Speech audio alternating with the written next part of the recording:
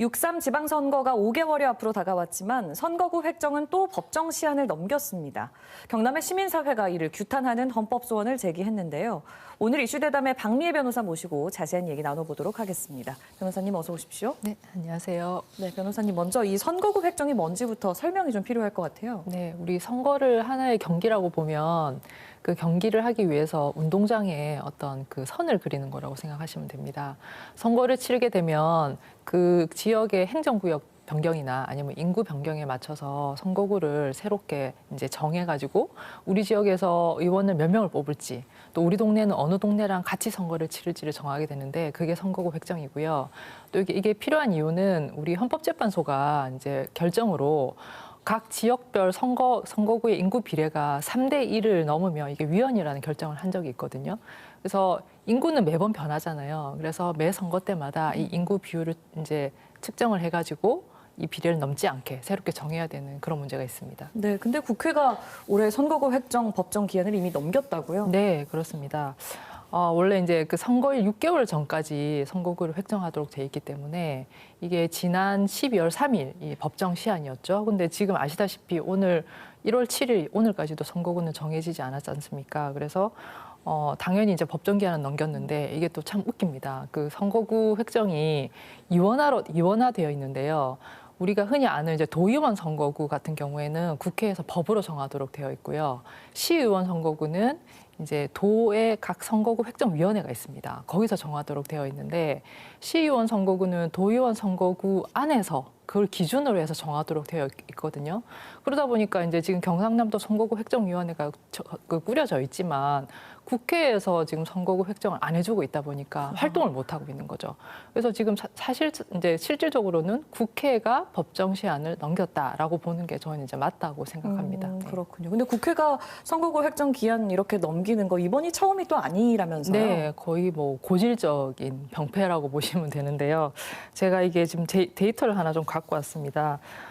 2010년에 그 제5회 지방선거가 있었는데요. 이때는 선거일 128일 전에 이제 획정을 했어요. 근데 그 이후로 계속 늦어지는 일이 좀 심해지면서 정확하게는 2015년 6월에 한번 이제 우리가 선거법이 개정되면서 그 선거일 6개월 전까지 이거를 제출하라, 선거구 획정안을 제출하라고 법에 되어 있는데 그 이후에 치러진 그 제7회 지방선거에서는 86일을 도과했었고요.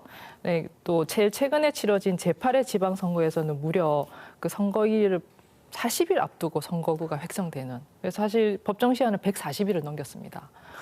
그래서 이게 점점 심해지고 있는데 이번에도 아니나 다를까 지금 법정 시한을 넘겼고 이게 이제 매번 이렇게 반복되다 보니까 사실은 국회에서 이거에 대해서 좀 되게 가볍게 여기는 게 아닌가 혹은 네. 국민들을 무시하는 처사가 아닌가라는 생각이 좀 듭니다. 그러니까 이제 입법기관인 국회가 이렇게 법을 지키지 않는다? 좀 의아하기도 한데요. 법정 기한을 그럼 지키지 않아도 별 문제는 없는 겁니까? 아니겠죠, 당연히. 근데 이제 선거법에서는 시한은 정해져 있는데 이게 문제가 뭐냐면 이 시한을 어겼을 때 어떤 불이익이라든지 제재 조치가 법에 없는 거예요.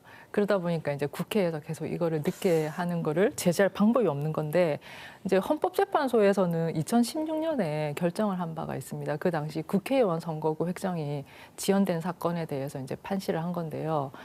국회가 입법 의무가 있다라고 분명히 그 당시에 이제 선언을 했고 그 입법 의무를 이제 어기는 것은 문제가 있다라고 선언했습니다. 근데 당시에 그 사건에서는 헌재가 이렇게 본격적으로 심리를 하니까 국회가 부랴부랴 선거구 획정을 했어요. 그래서 그때는 이제 헌재에서 이게 각하 결정을 해버렸거든요. 선거구 획정됐으니까 더 이상 판단하지 않겠다라고 한 건데 그 당시에도 4명의 재판관은 이것은 위헌이라고 얘기를 했습니다. 그 중대한 헌법적 입법 의무 위반이라고 판시를 했기 때문에 네.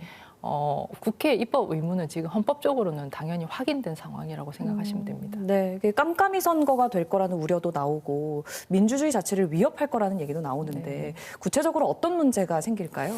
이제 가장 문제는 정치 신인들이 문제가 되겠죠. 이제 내가 이번에 처음으로 선거에 나가겠다고 하는 정치 신인들 같은 경우에는 선거구 획정이 늦어지면 그만큼 선거 기간이 실질적으로 줄어드는 거거든요. 그래서 내가 어느 지역에 가서 누구에게 이 명함을 뿌려야 될지조차 정해지지 않은 상황에서는 선거 전략을 짤 수가 없는 거죠.